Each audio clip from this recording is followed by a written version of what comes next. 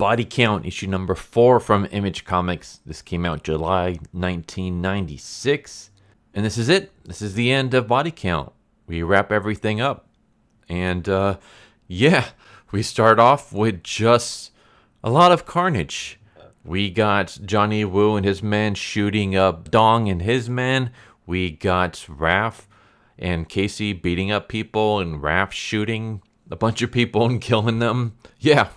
Raph's going crazy.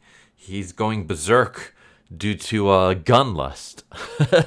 He's just shooting everybody up. I mean, we have like one scene where he just blows this dude's like skin off. He's chucking grenades and blowing people to tiny bits. He's just going absolute ape shit on people and just shooting the crap out of everybody. We get a funny moment where Johnny, like one of his men, gets shot and dies like right in front of him. Like he basically gets a hole blown out of his stomach thanks to Raph. And so Johnny shoves his hand into the guy's body hole, chest hole, and kind of uses him as an impromptu shield. And basically he allows the corpse to take bullets for Johnny. And it just kind of goes back and forth with just all this carnage and blood and explosions going off. Meanwhile, Detective Choi, it turns out that I didn't like catch this in issue 3, but now I finally get it. Choi is working with Dong. Choi is leading the Hong Kong police here in the States so that they can kill Johnny Woo, as well as the spiritual guy who I mentioned the previous issue. His name is Martin. And, well, I'll get back to that in a moment. Basically, there's carnage, there's gunfire. Cho is sending, the men in. Raph freaks out when he sees Casey take a bullet to the chest, and he believes that Casey has died, so he's, screaming. Meanwhile, Johnny dives out the church window where he sees Midnight, who's looking, you can see this splash page right there. This is what I miss from modern comics. For anyone who's always like, Pirate, why do you like 90s comics? This is why. This is why I like 90s comics right here. But yeah, she basically stands in front of Johnny and she says that this whole thing is stupid. Like, she explains why Dong is trying to kill her. And pretty much she says that Dong is the mastermind behind this whole entire thing. And the reason why is because he wants to wipe out Midnight, Johnny, Martin, and basically take all of their group and men and solidify himself as the leader. He's afraid that Johnny's getting too good, and so he tipped off Detective Choi about the raid on Shakur, which happened in the first issue, and that's why the police showed up and ambushed Johnny and Midnight and stuff. The plan was to kill everybody. It was to kill Midnight, Johnny, all the men, but Johnny survived and Midnight survived.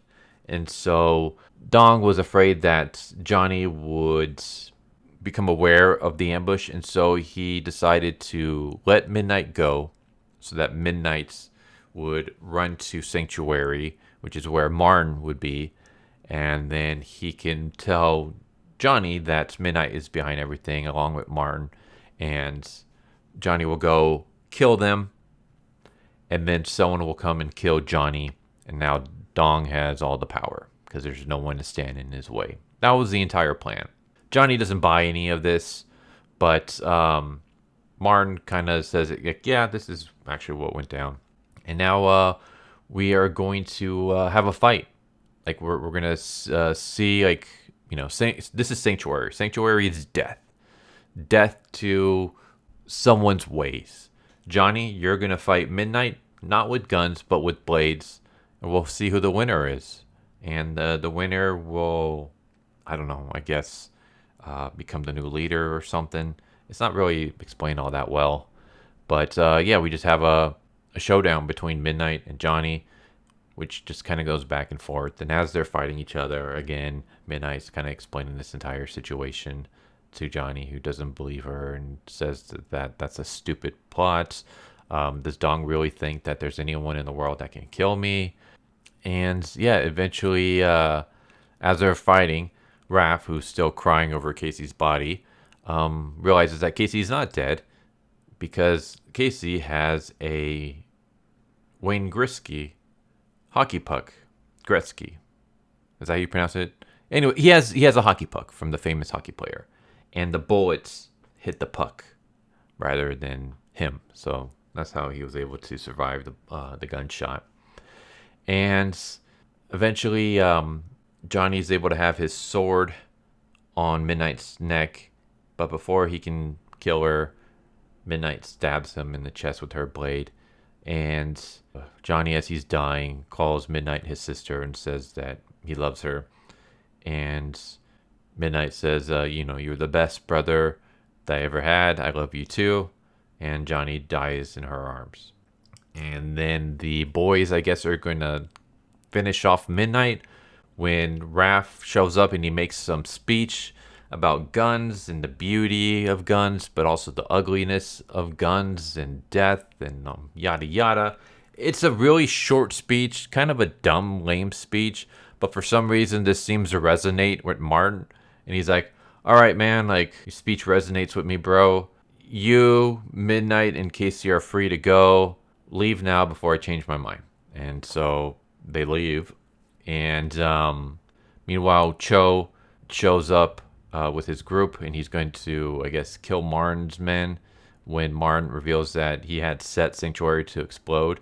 Like, he put bombs there, and Sanctuary blows up, killing everybody except for Choi and Hector, who's Choi's bodyguard, I guess.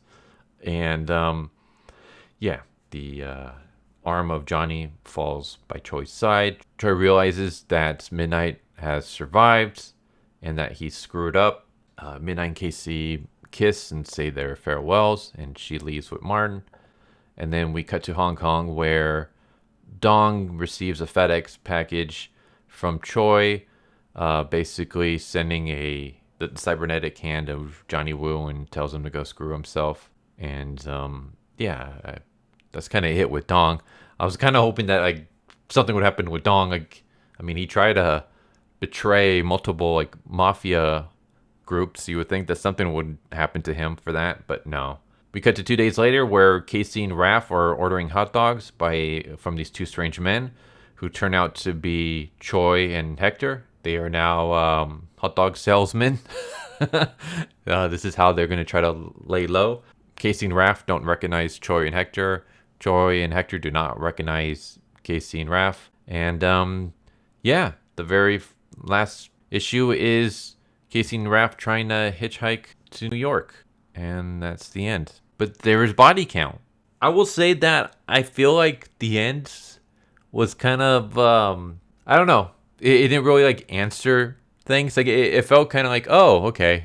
That was the whole like plan, I guess, with Dong, and that's why everyone's after Midnight and stuff. Okay. You didn't really kind of wrap that up. It's like people are just like, oh, well, our plan failed. Okay, let's just move on. I guess all's well that ends well. But hey, it was a fun ride until the end. I mean, we just had a lot of cool fight scenes. This entire issue right here is basically just an action scene. And people getting blown to gory bits, blood flying everywhere, body parts flying everywhere. We had Raph murdering people with machine guns and grenades and blowing holes in people's chests and blowing the skin off of people and lighting dudes on fire, and just a lot of crazy stuff I was not expecting from a Teenage Mutant Ninja Turtle comics. But yeah, that was a really weird, fun, entertaining ride. I don't know, some of you might hate it, but I enjoyed that. I thought it was fun. It was entertaining as hell. Like, I had no idea where the hell this was going, but I was along for the ride. So yeah, there's Body Count, issue number 4. That's the end of the Body Count miniseries. And with the next video, we are going to go back to the main run of Teenage Mutant Ninja Turtles Volume 2.